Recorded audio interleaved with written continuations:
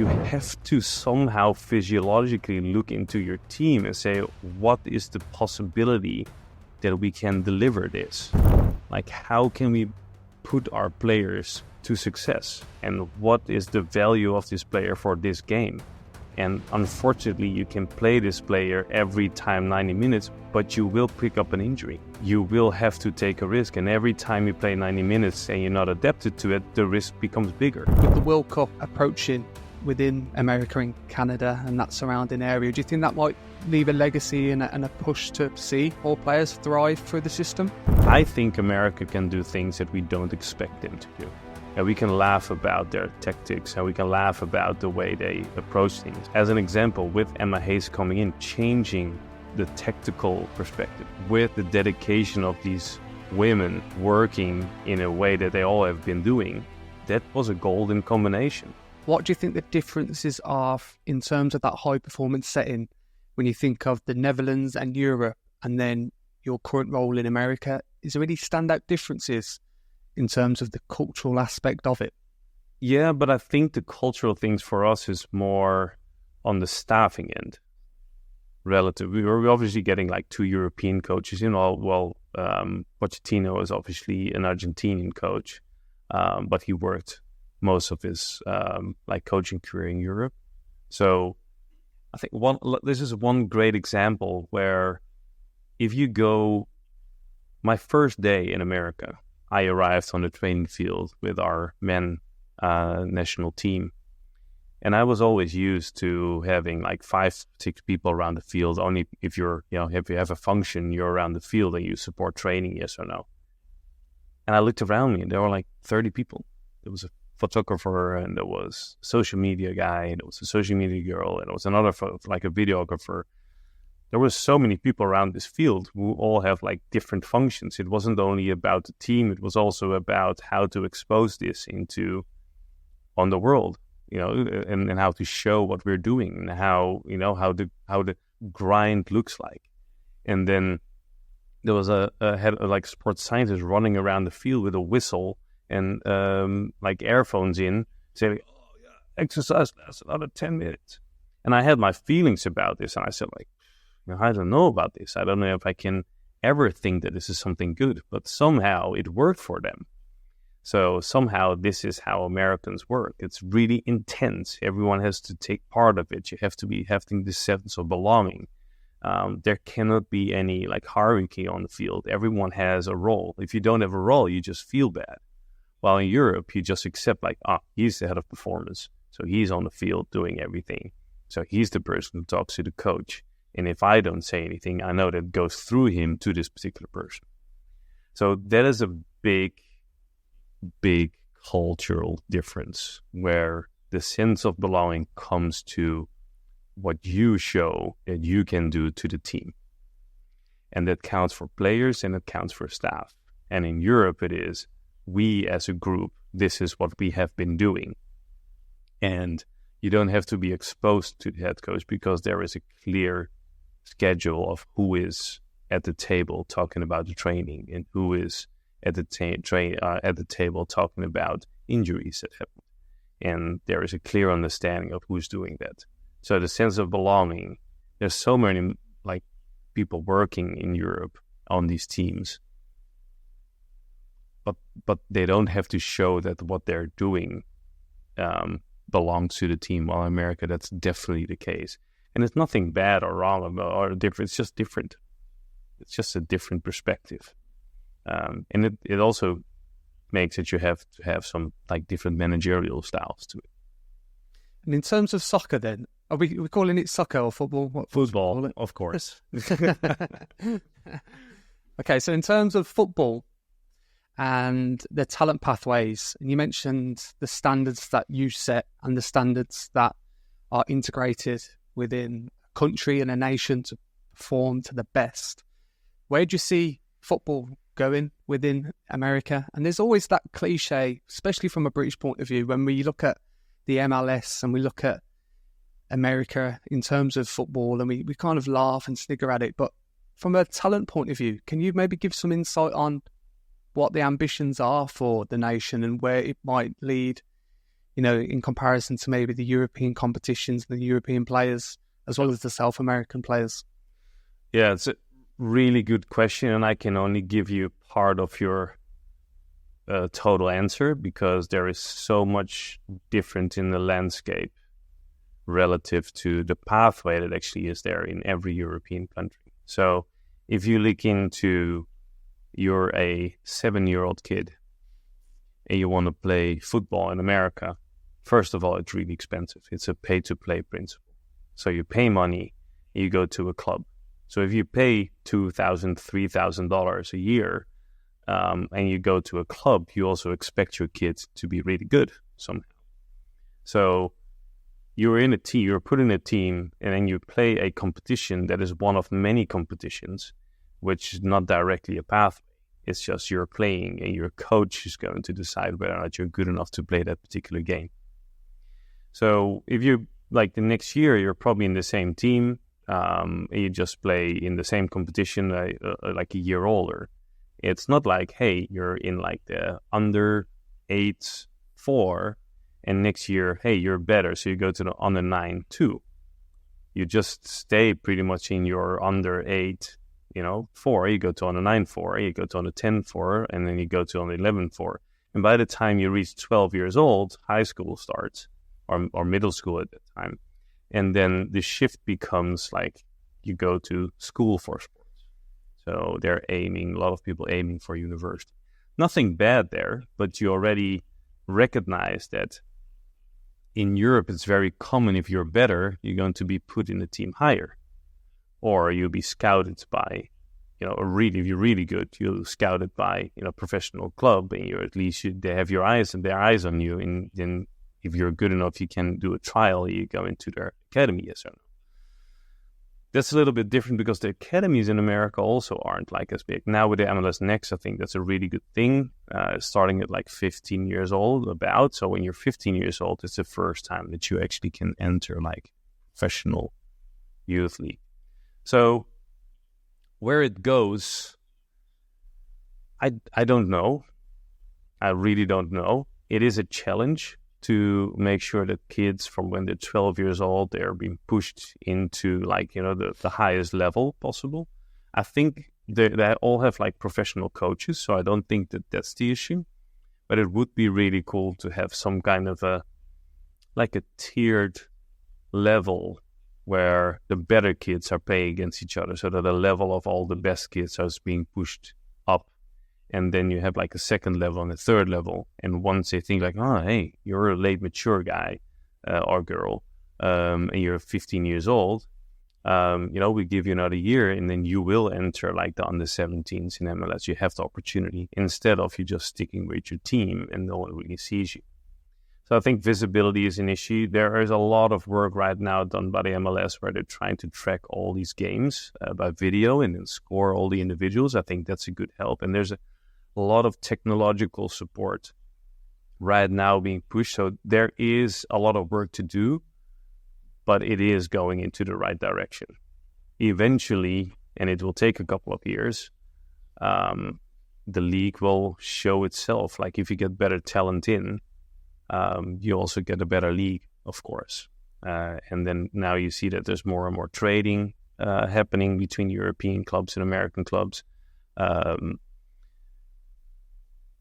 don't know what it will be in 10 years. Will they enter the top 5 league? I think they need a lot more time. But I think the mentality and I think the way all these individual players are working super, super hard, a lot harder than what they do in Europe to get where they need to get, is there. Now they need to have the right, I think, technical, tactical support. Physical, everything's, I think, on par, maybe even better. But they need to have like the right, like support, knowledge of football to be able to become better, and an understanding that just like, if you run hard, it looks very cool, but it also has to be very functional, so that this becomes this more embedded approach of different strategies instead of thinking that we can just solve it with like, physical output. everything that you see on this channel, from the scripts to the interviews to the thumbnails, etc., is all off my own back. And to help the channel grow and to help me out, could you please click the subscribe button down below? It's absolutely free to do. And the more subscribers we get on this channel, the bigger the guests and the bigger the entertainment is for you to have some great insights to explore some of the things that are happening within the sporting world. So please click the subscribe button down below if you haven't already. It's just an interesting concept, and I think I can only speak for me being here in England, but I don't see European arrogance to kind of look at American soccer, American football, and think it's not at the level where it should be. And I think it don't help when you see the likes of Ted Lasso and all those different things as well that add a layer to that humour element. But then, on the flip side, you see, the English women's team playing America and always struggling against them. So there's always that kind of contrasting point of view. One thing to add to that then is with the World Cup approaching within America and Canada and that surrounding area, do you think that might leave a legacy and a push to see more players thrive through the system? I hope so. I don't know. If I grab back to your first point or to the last point you made, I think there's one thing to really understand, and that is humankind lives from in a good way with respect to each other. And if you look into what's happening in Europe, I think the respectful thing is that everyone is so good from a tactical perspective and a technical perspective, because that's been their journey. They don't have to work as hard. But if you look into the difference between an Olympic sporter, like an individual Olympic sporter who trains 38 hours a week relative to soccer, there is so much growth if you do it in the right way in Europe. So soccer hasn't, outgrown itself yet. But we also think, I said the same thing in Europe, we're the best. This is enough, 10 hours, 12 hours, training, and we play all these games, and it's so heavy because of all the game. I think we're just doing it in the wrong way somehow. So the respect that the Americans need is they do a really good job in actually, getting that part closing down, the physiological part, where they are working so much harder than I've ever seen people working now, whether it's in the office or it's on the field. The dedication of these individuals, the imagination or the thought that you don't have to be extremely talented to still reach the top. I think that's what they have that is very interesting and should earn their respect. So every individual does something in a different way. Every culture does something in a different way, and everyone should be admired from a different perspective. And if we look into 2026, I think America can do things that we don't expect them to do. And we can laugh about their tactics and we can laugh about the way they approach things. But as an example, with Emma Hayes coming in, changing the tactical perspective with the dedication of these women working in a way that they all have been doing, that was a golden combination. Whether it was perfect or yes, it was 2-time and extended time, still they won those games. And if we can combine that on the men's side, if we can get our players to play more consecutive 90 minutes in the top 5 leagues, because I think that's a really important development point for us, that they get more exposure to the highest levels. And if Pochettino can do the same thing in bringing that hard-working mentality and dedication into an environment where the tactical exposure and the technical exposure becomes bigger, yes, I can see that there is a bright future. But can I say now we're going to reach the semifinals? Of course not. But I do think that if you can combine those two things, I think this could be a team that can do very interesting things in 2 years. I'm going to ask you a physiological question, and really a question based on the generic outlook towards football as a whole. So it's not necessarily US soccer. Reading an article before we jumped on this call, Rick, and I'm going to read it out to you. So studies have shown a correlation between fixture congestion and an increased likelihood of muscle injuries. Player Union 5th Pro says players need more protection from dangerous levels of fixtures, which is primarily a player well-being issue. Just interested on your thoughts on that being, part of an elite performance setting, and your outlook towards some of the things that are happening within the modern game? Yeah, it's like really interesting topic. And yes, I think right now players are being squeezed way too hard. Somehow it has to do with like the depth of the team, like the players in let's say like the top five teams in the league might not struggle as much, but like everything below has like 7 or 8 really good players, and if you need to sub one of those players, you have an issue. Let's say quality of the players wouldn't make a difference. So you can sub someone, and then you get the same quality back. I think the world would look really, really different. And we might say like, all right, now if everyone now plays 68 games, we go back to like everyone playing 34 games. It obviously is not a problem because the club says the club, the team says the team, and the result says the results. But because we want to have the best players out there, whether it's from a quality perspective or like a goal scoring perspective or the chances that you win, that makes it like really stressed out. Now there's like the more games in the leagues. There are more games from like the national cups perspective.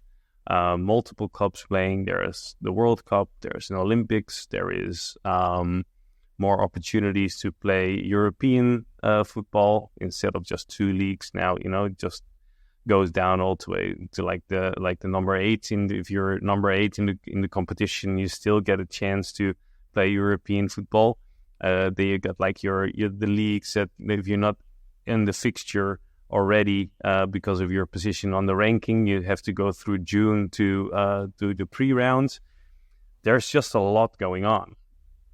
And if we go back to how the physiology of the body has been able to adapt to playing football, there also was like a long preseason. So if you have a long preseason and you make your body resilient to the output, then there is no risk. Because in theory, you can train yourself towards 3 games a week, but not consecutive weeks. So you have to give someone rest. That's just the way it is. And you have to be able to train in the middle there. So if you go from game to game to game, you're pretty much breaking down the body every time you play a game. Because 90 minutes is just a heavy load on your body. If every game was 60 minutes, we are laughing and everything's like, oh, we can play 68 games a year per person. But 90 minutes is just a stretch. So if you play 90, at some point you have to give someone 30 minutes or 45 minutes just to be able to recover and do another 90.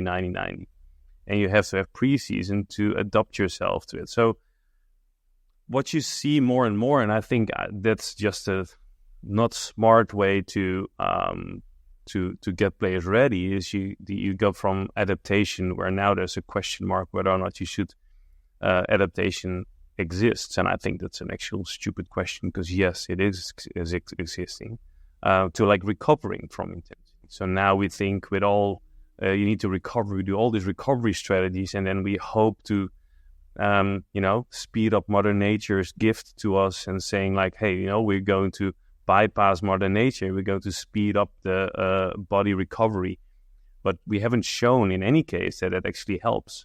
So we're trying to push players into a situation where physiology just is the limiting factor, and we don't look at it. And I think that's where the translation between science and coaching sometimes gets lost. And it's being pushed by everything that you read in the newspapers, where it's saying like there's too much power as sports science, or there's too much power on the medical side. It is possible to do this. Like coaches think like, it's my head who's on the chopping board. So if I don't play this guy, I get like the newspapers on my back, and they're saying like, you played against like a lower team. How could you draw? Yeah, it's called rotation. We just don't have the same amount of players. So you have to take this calculated risk of like performing it. And I think if this congested program stays like this or it gets worse, you have to somehow physiologically look into your team and say, what is the possibility that we can deliver this?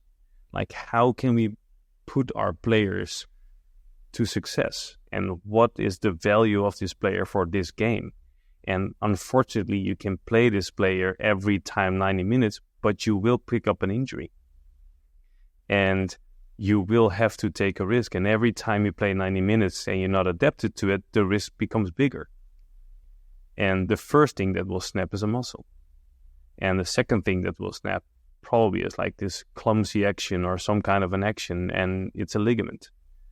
So working together, like if we get back to like the physiological question around what is the capability of a human being, I think we have a really good idea of what a player can do. And now we have to translate that. And still, like after 20 years, I haven't been able to translate that in good order towards coaches, to get coaches into a better understanding of how things look from a physiological standpoint. And they're working together on, hey, what is the strongest moment of this player at this game? If he's fatigued and we bring him in the second half, the opposite team, the opponent will be less strong. So the intensity for this individual will be lower. He's a little bit fatigued, but maybe his success will be even higher than if we start him and push him through like first and second half. And he picks up an injury. So I think collaboration might be the right word, communication, but also better understanding, like how to bridge that language gap, how to bridge that knowledge gap. And more young coaches are open to it, but they're also being criticized in the media by this sometimes. And I think that stress puts that collaboration at stake at times. And that's why I like these podcasts. It's like, hopefully coaches and people in the media are actually listening to all these people who are telling this, because I'm not telling a new story.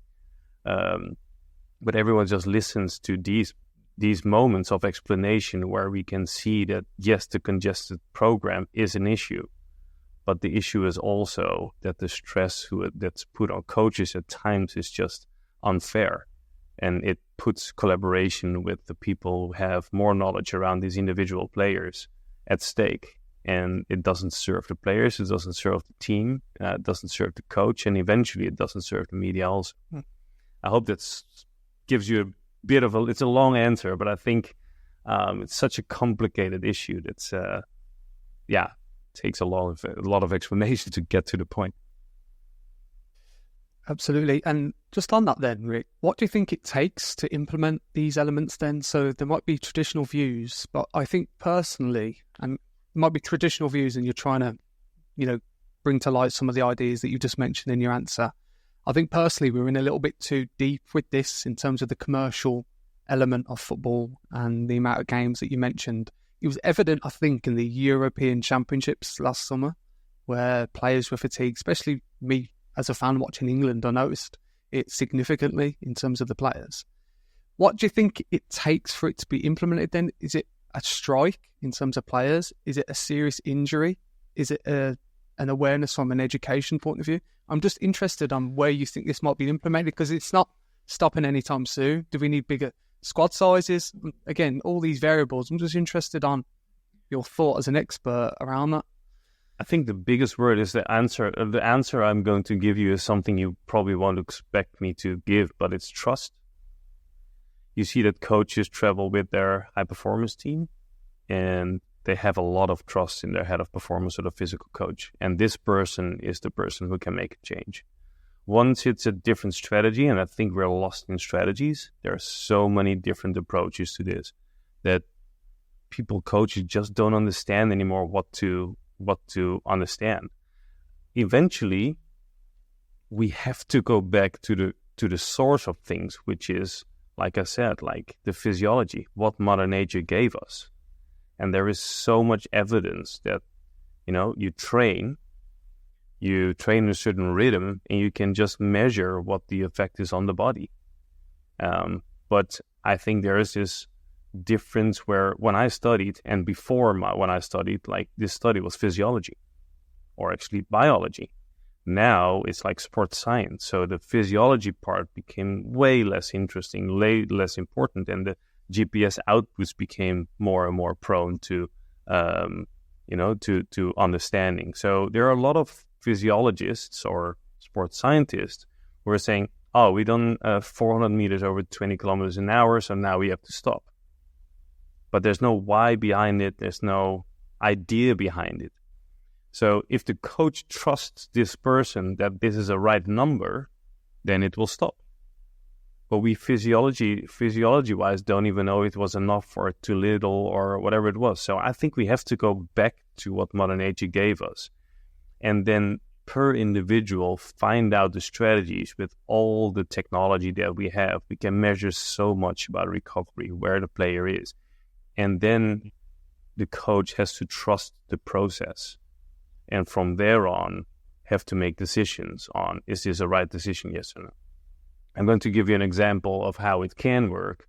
On the back end of things, I've been working a little bit on like a team outside of US soccer, outside of our teams, that was successful during this Olympics. And the only number that was given to me was heart rate and GPS. I have never seen the team. I just never saw them. I only saw the data coming in.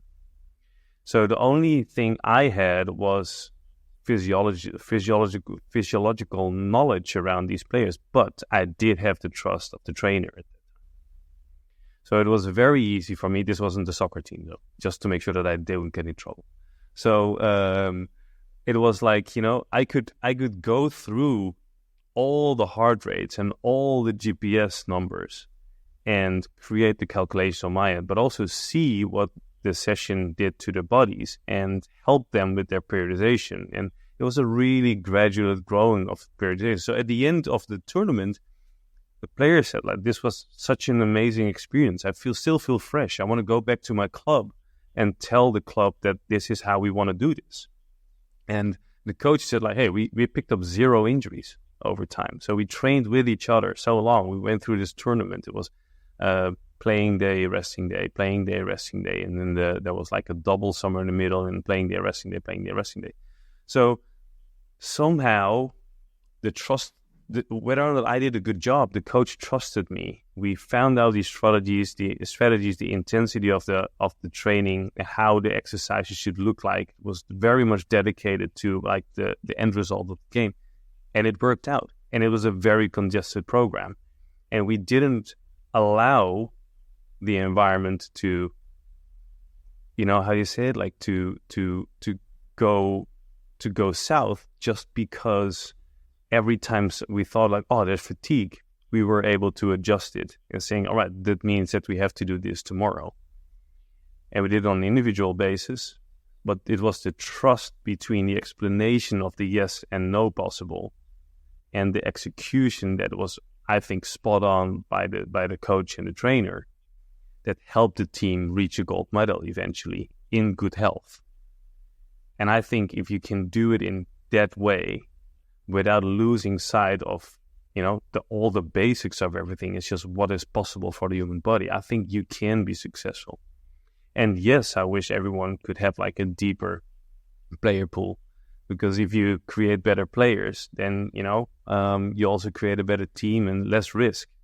But unfortunately, I think that is something there. More and more teams are being bought now, getting more money in.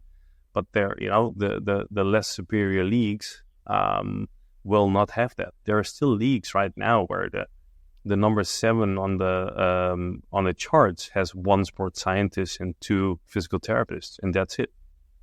Or there are teams who have no physical coach at all, or a sports scientist, just the head coach, 2 assistants, 2 physical therapists. So that's reality. So I think the word trust is probably like what I would explain as the biggest component of success, and listening to players. Like, you have to listen to players because they are not crazy. You cannot keep them, in this headspace of like, oh, I'm going to tell you have to play 90 minutes, because this player typically knows that he can play 70 or 75 minutes. And if you explain it in the right way nowadays, of course, like, a less player will go on, but is still able to run. He can still, cover the lines. He can still make sure he might not make a difference in scoring a goal, but he can do different functions in the team. So that almost starts like the next thing is like understanding what your players can do and then put them up for success. Because this player is not there for nothing. If knowledge exchange and trust are key components within that high-performance setting, how do you define success in your role then? Can you maybe give an overview of what you think is important to you and how it's defined in your head? Yeah, I think, at the moment I'm struggling a little bit of what success is because I need to be more agile, so success becomes a little bit different. But if you would have asked me about 6 months ago, one of the things I try to do is like I do all these 360s with myself and give people at least like the opportunity to say, this is what I learned over time, and ask coaches around like, how do you think the team has collaborated with you? Are there things that we can do better? So we have a lot of reviews, like reviews based on just practices, like standard operational procedures, but also reviews based on communication and communication style. And I don't think there's an ultimate success. I think success is never ending. I don't even know if things are called success, but you can have a positive influence on the environment. You can make sure that you see individuals growing. So we have individual goal setting meetings, individual goal settings, and we try to develop every individual, making sure that they develop. And if everyone stands still, I have no success. So if we see that everyone develops in a certain direction and the collaboration between the coaches is good, that sets like the new standard for next year. So success becomes something different every single year. When it comes to output, I dare to say that I've been part of gold medals with an unsuccessful high-performing team. And that gave me so much learning that I learned from that. So my success is also based on not just the outcome, but also the way the teams are working together and how they communicate in a better way. And especially being open-minded and keep on learning. Because I think the moment you think that you know what it is to have good communication and you know that your strategy is the best, I think you're in a tough spot, because there will come a moment where you think your success in your head doesn't match the success of your team, and it will get back with you. So I don't actually know how to measure it, but I try to measure it as good as possible. But it's obviously through a lens of development. There might be people listening or watching this podcast, Rick, that are inspired by the element of high performance, and they might not necessarily be in sport. They might be in other areas, education, business, etc. And they also might be intrigued by your journey from the Netherlands and European sport to making your way out to America. One question I've got for you on that is, can you maybe give some advice for those that are really trying to aim for that elite high-end performance in their role? And also, what does it take to maybe bring yourself out of your comfort zone and explore new ideas? So there's kind of two questions in one question, but I'm just interested on what advice would you give to others first, and then, that element of coming out your comfort zone to push your boundaries and develop yourself? I think I would like to make this as beautiful as I can make it, but I also going to say something very realistic. If you see where high-performing people struggle, it has to do with, I think, the demands of the job and the capability of delivering that. So somehow an individual who reaches some kind of a level has to be able to be uncomfortable in situations, has to be able to work hours at times that you might think, this is not for me. So if you're able to see through like yourself through a lens of, I want to reach everything within my power, I want to do everything within my power to be successful, I think you have a good start. If you start with, I live in this really like cozy house, and I don't want to move to England to make the next step, but I'll find my opportunity here somewhere in the Netherlands. That already is the wrong mindset, because the job takes you where it takes you. And like I said, that is not what I want to tell you, because I want to tell you have to do this in a good headspace, and you have to do this with obviously in good health. That makes sense.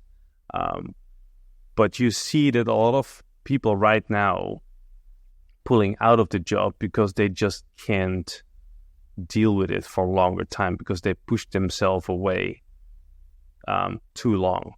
So I think it's a wrong way of how the environmental demands work on these individual people. But you do see that there is this natural, I almost want to say like separation between people who think they can handle it and people who thrive under pressure. And it becomes more and more top sport, unfortunately. Because I want to say that it's possible for everyone, but you have to be able to thrive under pressure. You need to be comfortable if a coach says to you, I didn't like what you did. You need to have the desire of changing or understanding what he means. So you have to have the opportunity to respectfully talk back and ask the question, what can I do different?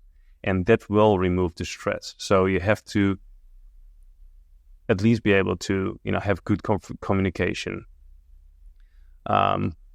excellent ability of your, just your knowledge that you have, and sharing that with your surroundings. One of the major things, have a really good personality, and being able to, go to your work smiling and loving the tension and loving these big players who at times will be horrible to you and at times will hug you because you make their lives better. So I think more and more, like the agility and understanding of what the demands are probably the things that will help you most. And I really think that good quality people always get to the surface, because more and more, and I think that's a really good thing, companies are hiring through like just open hiring platforms. So you are able to apply for jobs, even though you might work in a league that is like far beyond what they need. But they are more and more looking for these people that have something to offer, with great knowledge and great skills. And more and more it becomes possible to actually enter that space. 10 years ago, it was, hey, I played soccer, so you have, you have a better chance. Now, multi-sports ideas are welcomed. There's more an open mind to people with different mindsets. So there is a lot of opportunity, but also recognize that if you apply for 30 jobs, you have to be very, very happy that you get, that you get invited for one chat. And it might be this one chance. But learn from that and think about, hey, how does a job description actually look like? Be critical to yourself and say, like, this is an area I just don't have on my CV, so I need to work on that. I think there's this one movie that really stuck to me. Is it To the Moon and Back? Like the Mexican astronaut, he was a little kid and he says, like, I will go to the moon. And he was not taken seriously. His dads were working on the land, like getting grain, how do you call it? I don't know the English word now, like bread, like basis for bread in, they were hardworking people. It's a grain field. So, and he just looked into like, all right, what are all these other astronauts doing, and they were able to do diving. So he went for diving courses, and they were able to, fly, do like skydiving stuff. And he did skydiving stuff, and he did like lifesavers. So at the time, like his resume was so built by everything that he needed, but it didn't get it by nature. He just worked towards this ideal resume but he also had the right personality. And he just went to NASA and said, like, listen up, this is me. I'm a little bit older than you would expect me to be, but it took me so long to be there, to get this resume. Super bright kid, did a lot of research, got a master's in, and then they invited him. I think that is a little bit of how it works, is understand what demands are by reading job descriptions, by talking to people who are hiring people to understand what it needs to be hired. And I think that's a practical advice, but definitely understand that it's a taxing environment and you have to enjoy working under stress, I would say. Have you read or explored Can't Hurt Me by David Goggins? It's a very similar story to the element of him being persistent and driven from nothing really to become who he's been. I'm just interested because it relates to that NASA story you said then. I'm just interested if you've come across that. It's on the shelf, actually. I bought it, I think, 4 weeks ago, but it's still in Chicago, and right now I'm in the Netherlands. So when I'm back, it's definitely, like now that you say it, I'm definitely going to start it really quick. Yeah, check that out. I won't say too much because I don't want to spoil it for you, but one thing that I just want to add to what you've just said then is you as a high-performance consultant, high-performance practitioner, etc., people come to you for answers, whether that's players, whether that's coaches. What do you do from your perspective to get answers for yourself? Is there anyone that you turn to? Is there anyone that you look at, or is there anything that you explore to develop yourself whilst you're in the process of developing others? Yeah, 100%. Like, I speak to a lot of people, and I got like 3 or 4 people who really know my struggles and are helping me get through my struggles. Also to understand others. I was a very stubborn person. Like, when I was younger, I like to think that I was a very unkind human being. Like I couldn't say, like, if I need to fire this person, I just go to fire it. And it didn't really it didn't touch me yet.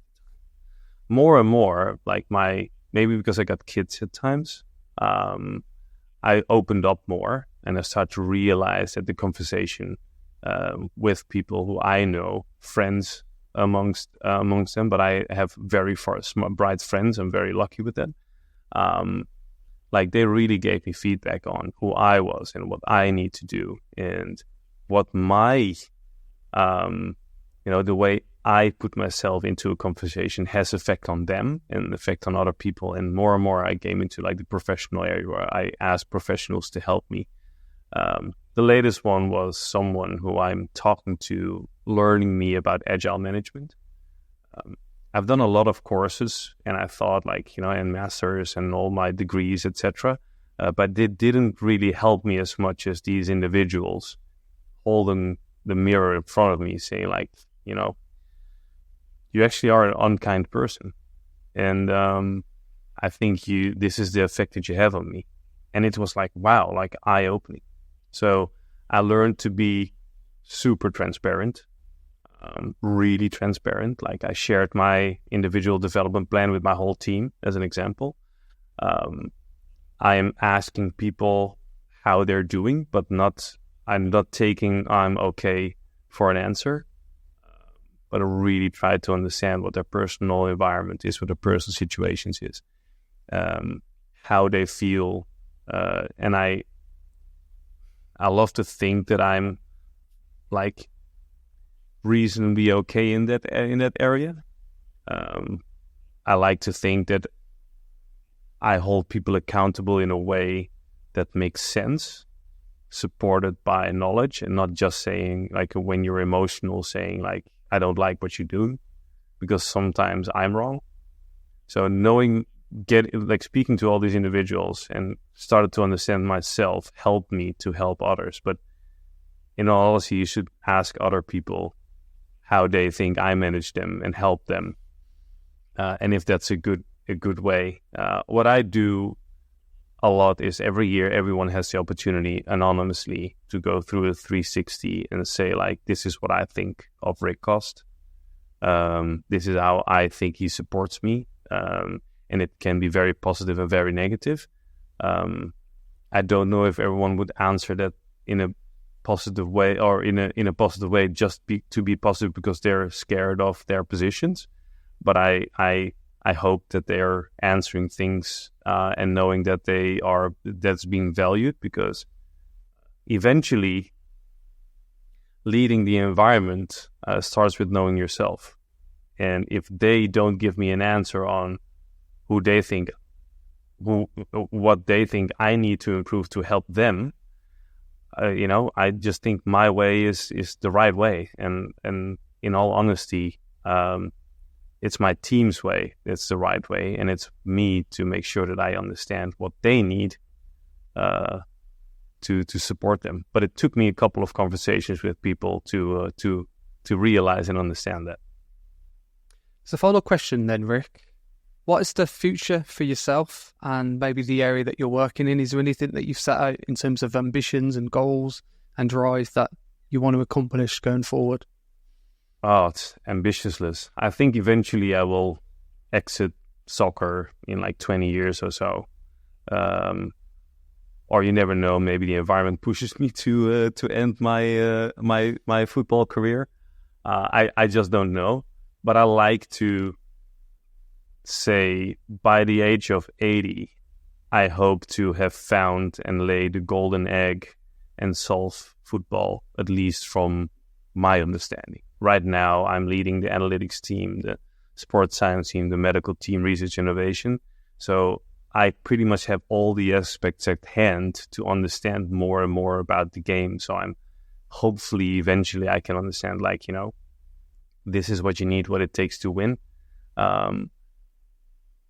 Hopefully I can do it as a CEO of a club or whatever, or maybe a CEO in a company, or maybe eventually.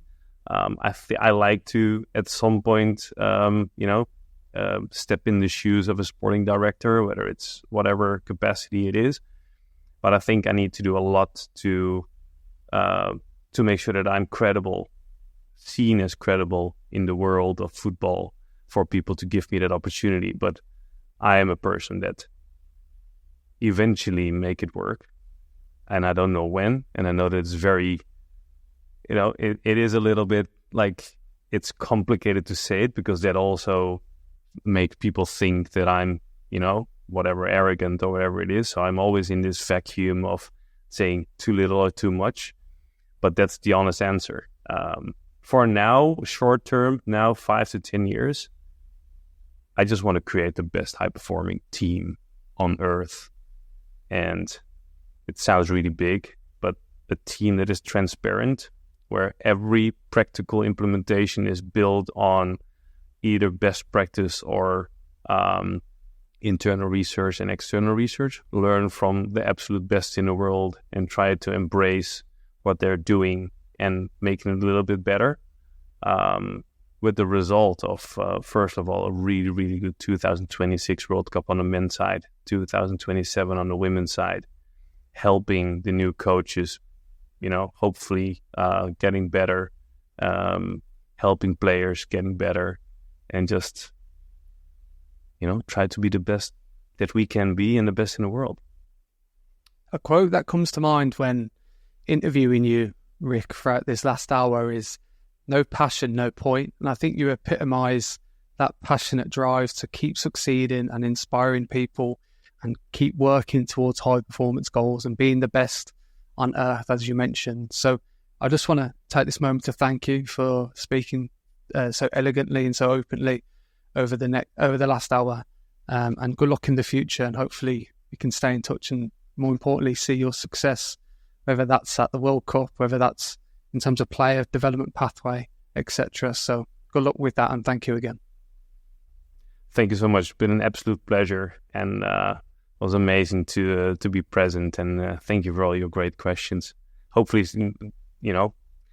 people who are listening just learn something about it, and if they have questions, they can always reach out. So thank you very much.